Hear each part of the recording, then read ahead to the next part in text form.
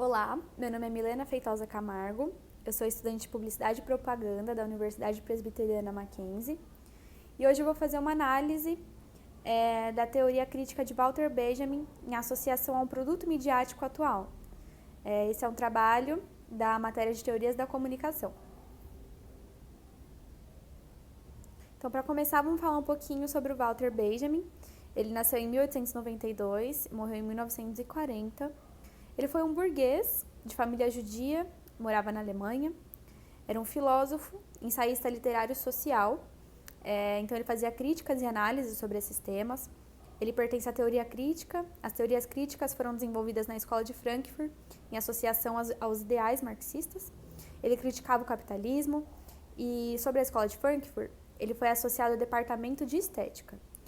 Ele foi desenvolvedor da teoria A Obra de Arte na época de sua reprodutibilidade técnica, que é o que eu vou comentar mais pra frente.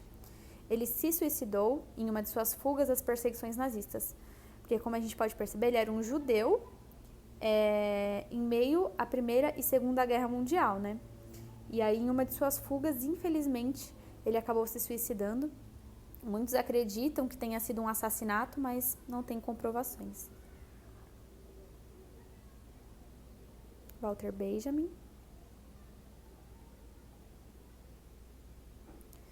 Agora a gente vai falar um pouco sobre a obra, né? A obra de arte, na época de sua reprodutibilidade técnica, foi criada em 1936. Essa teoria foi desenvolvida na Escola de Frankfurt. Ela faz críticas à reprodutibilidade de obras originais com a justificativa da perda da aura, que eu vou explicar mais pra frente o que seria essa aura. Ele diz que antes já existiam grandes reproduções, como na Grécia, a gente pode falar da fundição, a tipografia por Gutenberg no século XV, ou a litografia no século XVIII. Só que ele fala que nenhuma dessas foi tão revolucionárias quanto a fotografia e a cinematografia. Aí aqui a gente vai falar um pouquinho da aura, né? A aura ou o hic et nunc. Esse hic et nunc significa aqui e agora em latim. Ele fala que as obras reproduzidas, elas não possuem essa aura, que é a autenticidade, a essência única de uma obra de arte. Só existe na obra de arte original. E para isso é necessária essa presença física. Então, por isso tem esse aqui e agora, essa localidade com a obra original é extremamente necessária para que você sinta essa aura. Ele fala que os vestígios químicos históricos, então o DNA do próprio autor ou dos outros possuidores da obra, só se encontram na obra de arte original. Você não consegue ter isso em uma obra de arte reproduzida, né? Então ele fala que essa obra original está associada também a um ritual, a um culto. Então, antigamente, as obras de arte elas eram feitas com sentido de contexto social, de um sentimento profundo do que o autor estava tendo naquele momento, do que ele passava. Tinha toda uma história por trás, né? E isso é perdido na reprodução. Aí aqui, para a gente entender melhor, vou fazer uma comparação do objeto original, que é um objeto dotado de aura, e de um objeto reproduzido tecnicamente, né? Então, eu vou fazer uma comparação, uma analogia às pirâmides do Egito, certo? Então, aqui a gente vê que o significado ritualístico de culto de uma pirâmide do Egito, ou seja, o seu significado inicial, ele estava associado à salvação religiosa daqueles faraós, né? Da época do Egito, de 2.000 anos atrás, mais de 2.000 anos atrás. Então, aquelas pirâmides, ela tinha um sentido de salvação de almas. É um sentido totalmente ritualístico de culto. E aí, quando a gente traz esse significado para a realidade atual, a gente vê que se transformou em uma realidade totalmente exibível, né? No qual as pessoas vão até aquele lugar conhecer as pirâmides, elas estão preocupadas em tirar, por exemplo, uma foto e postar nas redes sociais. Elas não estão realmente preocupadas com toda a historicidade daquele lugar, do que aquele lugar carrega, do porquê que ele foi feito, não é mesmo? Se tem uma preocupação em exibir fotos naquele lugar para que sua imagem possa estar associada a esse pertencimento, a esse lugar, né? De que esteve lá, enfim. E aí, como a gente pode ver, tudo isso está dotado de sentimentos e motivos intrínsecos a um contexto de vida. Então, aqueles faraós, aqueles servos, aqueles escravos que trabalhavam naquelas obras da construção da pirâmide, eles estavam conectados num ideal ritualístico, num contexto de vida que se vivia naquele momento. E aí, hoje em dia, se pega toda aquela história e se transforma em um objetivo comercial e de pertencimento através do exibicionismo, né? Então, falando em sentido comercial, a gente pode estar associando as pirâmides a, por exemplo, o turismo, né? E aí, de certa forma, a pessoa se sentir pertencente e ter essa necessidade de se exibir naquele local faz com que ela queira ir até lá, talvez para estar postando ou compartilhando, entendeu? E aí, Walter Benjamin também comenta que o objeto original ele possui aspectos físicos químicos, como foi comentado no slide anterior, né? Da própria pessoa que vive ali. Então, Walter Benjamin, ele também faz associações de contextos históricos com a bárbare. Ele comenta, por exemplo, nas pirâmides do Egito, o quanto de pessoas, o quanto de escravos e servos não morreram para que aquele local ficasse pronto. E todos esses vestígios, todas essas características, todos esses tecidos físico-químicos que ficaram daquelas pessoas estão ali. Toda essa história está ali naquele lugar. E isso vira puramente comercializável e exibicionista na atualidade. Ele fala também que o objeto reproduzido tecnicamente é independente do original e ele pode ser feito a partir de outras réplicas. Então, uma pessoa que tira foto de uma pirâmide e compartilha em sua rede social possibilita que outras pessoas tirem foto dessa foto e que vá compartilhando de forma que se torne incontrolável. E isso faz com que essas obras, essas fotos que são tiradas, se tornem independentes do verdadeiro original, né? Se torna independente você ter que ir até o Egito conhecer as pirâmides para que você reproduza a imagem dela. E isso também deprecia o original. Quando você tira uma foto, você pode tirar de diversas angulações, de diversos horários, e que vai comprometer a tonalidade, né, da foto. E isso faz com que uma mesma obra, ou seja, as pirâmides, elas possam ter diversas características na foto, né? E aí isso deprecia o original, porque ali você não consegue mais distinguir o que é verdadeiro e o que não é. E isso faz com que essa imagem represente o original, e o original perca o seu sentido de valor puro, né? De algo que é realmente verdadeiro. Ele também faz associações da tela e da pintura com a fotografia e do teatro com o cinema, né? Ele fala que a pintura e o teatro eles são objetos dotados de aura. Já a fotografia e o cinema são objetos de reprodução. E ele fala que os objetos originais exigem concentração, né? Você exige concentração para entrar naquela imagem, naquele olhar do autor, e tentar criticar aquele contexto que ele viu, por que aquilo foi feito, né? Você precisa pensar para entender as obras originais. Já os objetos reproduzidos tecnicamente, eles são feitos por pura diversão. Eles são feitos com o objetivo de te dar já o conteúdo, não faz você pensar o que você está vendo. Pensando nisso, agora a gente vai para a apresentação do produto midiático escolhido. Primeiramente, eu acho que a gente tem que entender o conteúdo, né? O que é um produto midiático. A partir disso, eu selecionei aqui o que é mídia, que é todo o suporte de difusão da informação, que constitui um meio intermediário de expressão capaz de transmitir mensagens, o conjunto dos meios de comunicação social de massas. Então, é a difusão de informações através de meios de comunicação social de massas. O produto é aquilo que é produzido para a venda. E o midiático é próprio da mídia. Então, a gente pode entender que o produto midiático é a difusão de informações por meios de comunicação social de massas com intuito de venda. A partir disso, a gente começa a fazer a apresentação do produto midiático escolhido. A gente começa com o acontecimento histórico, né, e seus impactos no Brasil. Então, a gente vai falar puramente do Brasil. Em novembro de 2016, encontraram cadernos de desenhos inéditos do pintor Van Gogh. E isso foi veiculado em diversas páginas muito conceituadas, como o G1, a UOL, a Abril. Mas por que essas páginas tão conceituadas resolveram compartilhar essa notícia, né? Porque Vincent Willem van Gogh, ele foi um pintor holandês considerado uma das figuras mais famosas e influentes da história da arte ocidental. Ou seja, isso, desde o início, gera um valor agregado que faz com que as notícias elas gerem mais dinheiro e mais repercussão. Porque lembrando que as notícias são um produto midiático, né? Antes de qualquer coisa, elas são informações compartilhadas por meios de comunicação de massa e elas vendem. Então, isso faz com que vale-se a pena compartilhar essa notícia.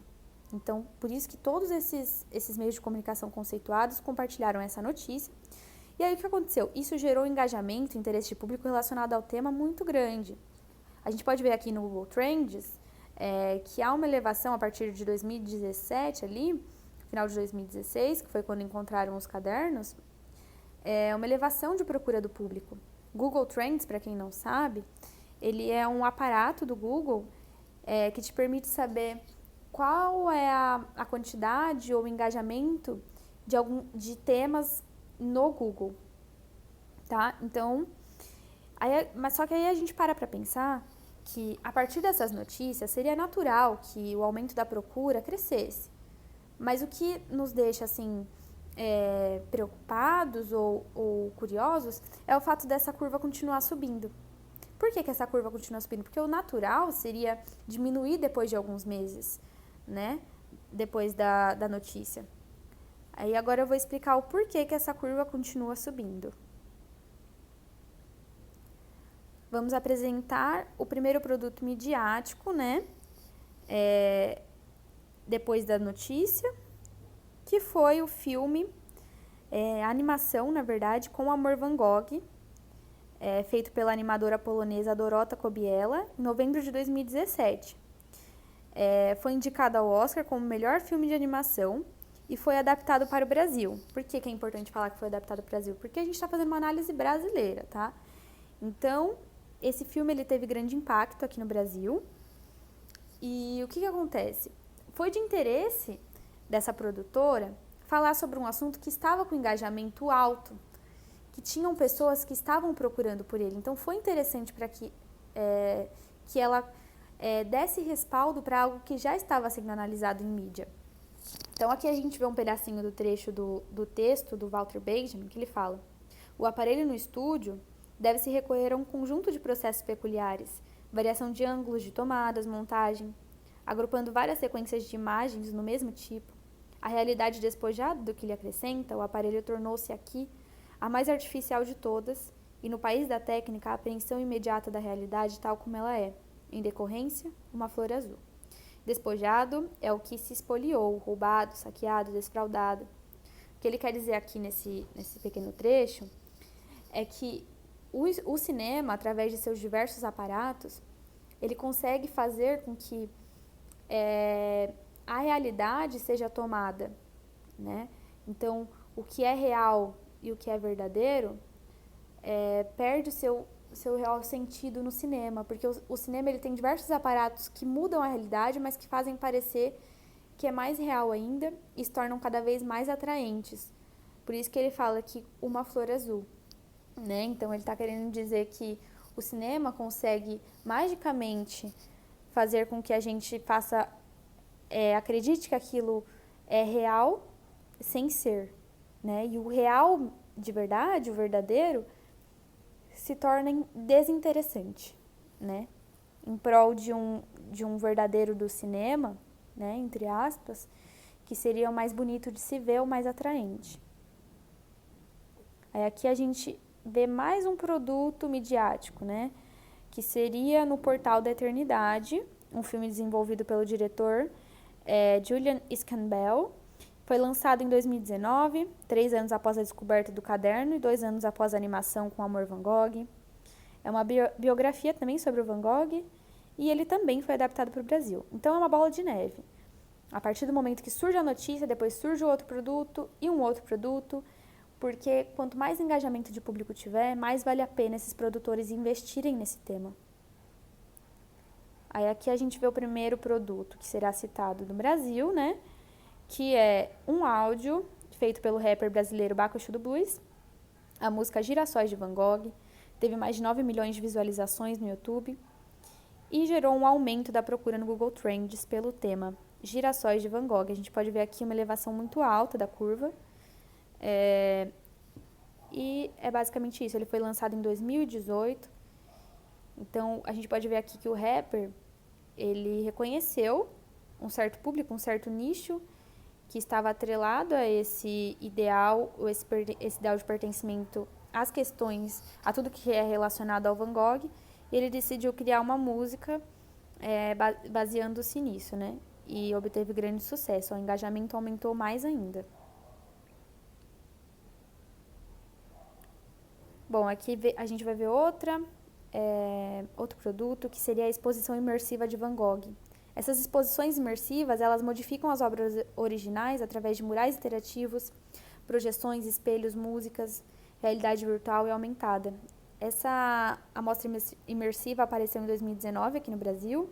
Aí aqui a gente vê mais uma vez produtos midiáticos de notícia relacionados a Van Gogh e a sua exposição imersiva, né? E a exposição imersiva dele. E aqui a gente pode ver a reprodutibilidade de uma forma muito explícita, né? A gente não tem nessas exposições a obra original. E as interações de projeções, espelhos, músicas tomam o lugar do que é real, né? Então aqui, segundo o Walter Benjamin, a gente não vai encontrar aura.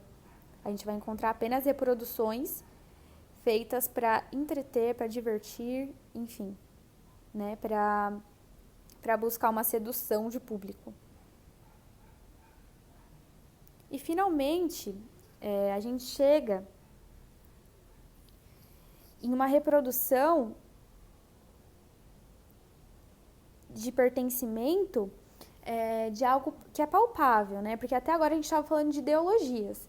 A gente falou de uma ideologia através de filmes, através de áudios, através de exposições, e agora a gente vai falar de um produto físico, que são produtos cotidianos. A gente vai falar de camisetas, garrafinhas, canetas, que também passam a representar esse ideal do Van Gogh, né? Como os manipuladores da mídia querem. Então aqui a gente vê a Amazon como precursora desse conteúdo. Ela vende tanto os ideais de filmes e tudo mais, quanto o próprio produto que se tornou palpável. Essa ideia de pertencimento se tornou palpável, vestível, usável, né? E aqui a gente tem os produtos cinematográficos, vendem e criam a imagem admirável de Van Gogh. Dessa forma, produtos cotidianos associados a esse ideal vendível também passam a ser desejos de consumo, pertencimento e tudo isso através do exibicionismo. Agora a gente vai falar um pouquinho sobre o Van Gogh, para a gente ter uma noção dessa questão da aura dele, né? Ele nasceu em 1853 na Holanda. Ele é caracterizado como um homem incompreendido, atormentado, intempestivo, com distúrbios comportamentais. E ele sempre teve uma vida difícil, marcada pela pobreza, doenças, miséria. Ele tentou praticar questões religiosas, tentou se associar à igreja, mas foi negada a permissão para ele de pregar a palavra. Então ele foi para a arte. Só que ele morreu sem ser reconhecido artisticamente. Esse que é o mais bizarro de tudo. E aí a gente vai aqui para uma das obras dele mais reconhecidas, que é A Noite Estrelada. Ele fez quando ele estava internado em um hospital psiquiátrico, em 1889, na França. E era a paisagem, né, da janela. Então você imagina ele lá, naquele momento de distúrbio, atormentado, intempestivo, ele começou a pintar o que ele via. Então, talvez esse sentimento que ele teve ali naquele momento de colocar para fora o que ele sentia e de relaxar, talvez pintando, tudo isso, toda essa viagem e sentimentos só podem ser associados a uma obra original. A aura e a história daquela obra, só segundo Walter Benjamin, só podem ser associadas à obra real. Aqui também mais uma história de quando Van Gogh pintou a obra Girassóis de Van Gogh. Aí aqui tem um pequeno trecho de uma carta que ele escreveu para o irmão dele. Ele escreve: sou intenso nisso, pintando como o entusiasmo de um marselês, comendo boilabás, o que não vai surpreendê-lo quando você sabe que o que eu estou pintando são alguns girassóis. Ele fez essa peça, Girassóis, para um amigo dele, para colocar no escritório. E aqui a gente tem uma explicaçãozinha. Marselês é o habitante ou natural de Marsella. E boilabás é sopa de peixe. Essas informações foram tiradas do Toda a Matéria e do All Educação. Eu trouxe isso para que a gente tenha um pouco de essa visão de quem era ele, sabe? E da história de cada quadro, do que está por trás disso, isso é a aura, né?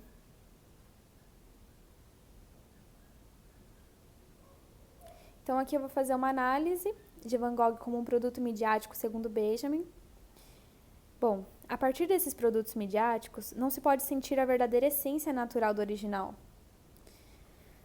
Aí aqui, num trecho do texto do Benjamin, ele fala: a mais perfeita reprodução falta sempre algo, o hit et nunc da obra de arte, a unidade de sua presença no próprio local onde se encontra.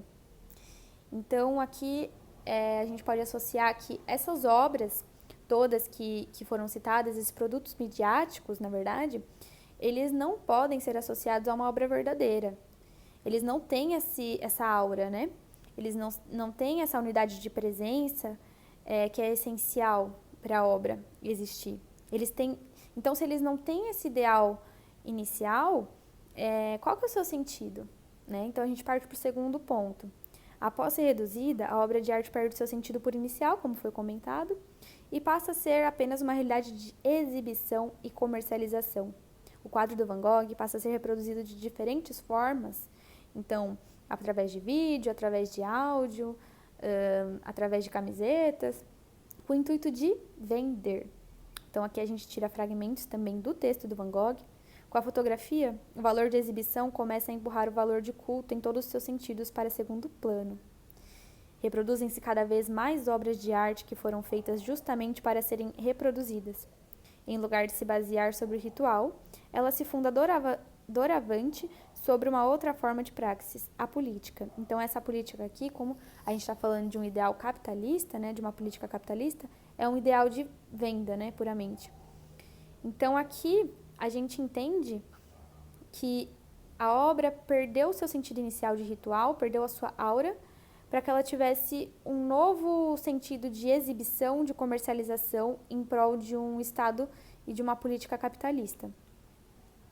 Então, se tudo isso aconteceu, por quê? Qual é o motivo e quem, né?